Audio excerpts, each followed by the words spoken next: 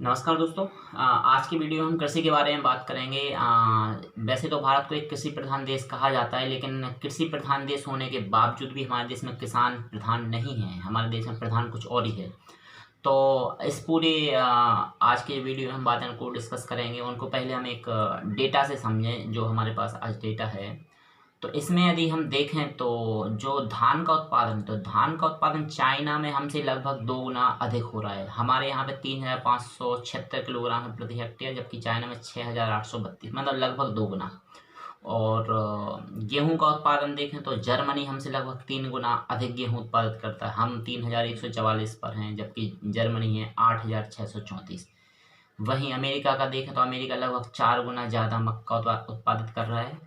और जो है दाल के उत्पादन में कनाडा हमसे 3 गुना अधिक उत्पादन कर रहा है। और अमेरिका, मूंगफली के बारे में बात करें तो मूंगफली जो है अमेरिका हमसे 3 गुना अधिक उत्पादित कर रहा है। तो अगर हम इन सभी फसलों के लिए एक ओवरऑल डेटा ले लिया जाए ये पूरे विश्व का, तो पूरे विश्व में कई देश ऐसे हैं जहाँ पे साइंटिफिक रिसोर्सेज एग्रीकल्चर की अवेलेबल नहीं है। फिर भी अगर पूरा एनालिसिस हम कर रहे हैं तब भी भारत की स्थिति बहुत ही ख़राब आ रही है इसमें प्रोडक्टिविटी के मामले में। जो डेटा इसमें दिया गया है, तो आखिर ये प्रोडक्टिविटी कम है क्यों? क्या है कि हमारे यहाँ पे सरकारों ने कभी भी प्रयास ऐसे नहीं किए हैं कि किसानों के लिए जो भी फ़ायदा हो वो लॉन्ग टर्म के लिए रहे। हमेशा एक किसान के लिए मुआवजा के तौर पे एक फौरी राहत दे दी जाती है। जैसे कहीं कोई प्राकृतिक आपदा आ जाती है, ओलावृष्टि हो जाती है, या बारिश नहीं होती है, कभी सूखा पड़ रहा है, या अतिवृष्टि हो जाती है, बहुत ही बारिश हो जाती है।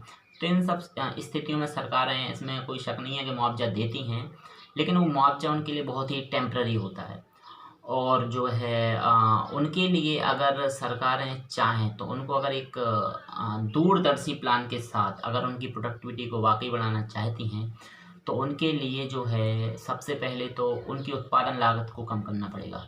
उत्पादन लागत उसी स्थिति में कम हो सकती है जब कृषि से संबंधित उपकरण पर सरकार कोई विशेष टैक्स ना ले, या तो टैक्स फ्री करे या फिर बहुत ही नॉमिनल टैक्स ले उन पे।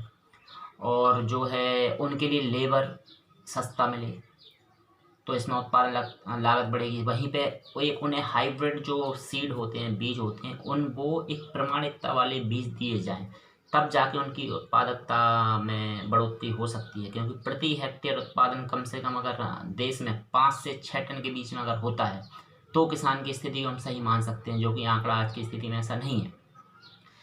वहीं अगर हम देखें दूसरा बात है जो उनकी फसल का उचित मूल्य, तो हम देखते हैं कभी अगर फसल ठीक ठाक हो जाती है तो उस स्थिति में किसानों को उनकी फसल का उचित मूल्य नहीं मिल पाता। उन्हें आन फान में वो फसलें बेचनी पड़ती हैं।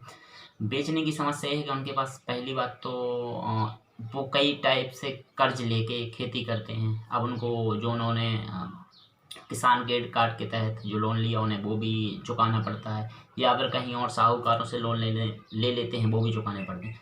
तो आनन फानन में वो जो है उस अनाज को बेचते हैं बहुत ही सस्ते दामों पे, जबकि उसी टाइम पर अनाज का रेट ठीक ठाक होना चाहिए। लेकिन ये जो पैसा, जो मार्जिन है, किसान की पूरी मेहनत का लाभ जो है बिचौलिए कमा ले जाते हैं, तो उसने उचित मूल्य नहीं मिला। तीसरी बात है उसके लिए मार्केट एक प्रॉपर डिस्टेंस पे मिलना चाहिए। मार्केट मतलब एक ऐसे इंडस्ट्रियल एरिया जहाँ पे कृषि से संबंधित जो उत्पाद हैं बहुत ही जल्दी से जल्दी बेच दिए जाएं, वो भी अच्छे खासे रेट पर। तो हमारे देश के लगभग 70% किसानों के लिए कोई मार्केट ही नहीं मिलता है। ले दे के वो जो रजिस्टर्ड खरीदार होते हैं उनके लिए आन फान में जैसे उन्होंने प्रोडक्ट निकाला वो बेच देते हैं, और वही भी प्रोडक्ट आने वाले समय में वो उसका जो स्टॉक बना के लगभग 1.5 से 2 गुने रेट पे आने वाले समय वो बेचते भी हैं। तो किसान की पूरी मेहनत का लाभ वो लोग इसमें कमा ले जाते हैं।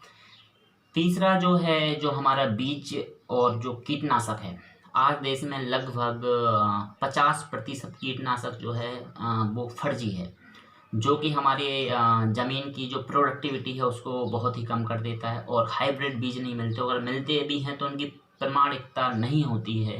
किसान से उसी रेट पर किसान से पैसा उसी रेट का लिया जाता है, लेकिन उनके लिए वो उस क्वालिटी का बीज नहीं मिल पाता है जिस क्वालिटी के लिए वो शो किया जाता है।